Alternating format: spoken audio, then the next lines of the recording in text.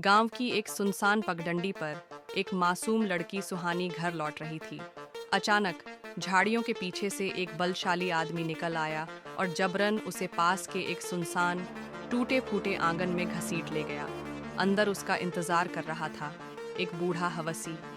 असल में ये सब पहले से रचा हुआ षड्यंत्र था, लेकिन सुहानी कोई कमजोर लड़की नहीं थी। जब बूढ़ा उसे दबोचने आया तो उसने पूरी ताकत से उसका मुकाबला किया।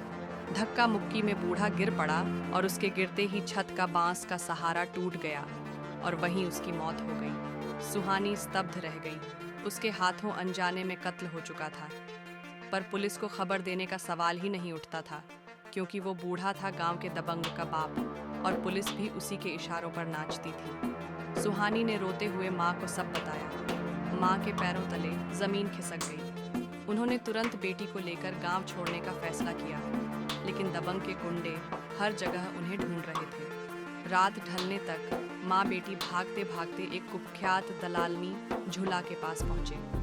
माँ जानती थी कि वो औरत लड़कियों को मुंबई के कोठों में बेच देती है, लेकिन बेटी की जान बचाने के लिए उसने गिड़गिड़ा कर विनती की। काफ़ी मिन्नत और 20,000 रुपये देने के बाद आखिरकार झुल्ला राजी हो गई, लेकिन माँ को छोड़ दिया गया क्योंकि उसकी कोई कीमत नहीं थी। माँ ने आंसुओं के साथ सुहानी को विदा किया और सुहानी को एक ट्रक में बैठाकर मुंबई की अंधेरी दुनिया में भेज दिया गया। वहाँ पहुंचकर सुहानी को समझ आया कि कोठे की औरतों की हालत जानवरों से भी बदतर थी। रात भर में 30 से 40 मर्द पूछे और अगर नापसंद आ जाओ तो गली में खड़ा कर दो। इसी बीच झूला और उसके भाई का झगड़ा हुआ, क्योंकि दोनों अपने अपने लड़कियों को नीलामी में सबसे महंगा बेचना चाहते थे। असल में उनके बाप कादिर का तख्त ताज इसी नीलामी से तय होने वाला था। कौन बनेगा अगला सरगना? इसी दौरान सुहानी पर भी नजर पड़ी एक मासूम दिल वाले नौकर की। सफेद टोपी वाला लड़का, वो दूसरों जैसा दरिंदा नहीं था, बल्कि चुपचाप सुहानी की मदद करता रहा। आखिर वो दिन आ गया जहाँ सैकड़ों लड़कियां सजी धजी नीलामी के मंच पर खड़ी की गई। सुंदर लड़कियों की बोली 7 से 8 लाख तक जा रही थी, जबकि साधारण चेहरों की मुश्किल से 3 से 4 लाख।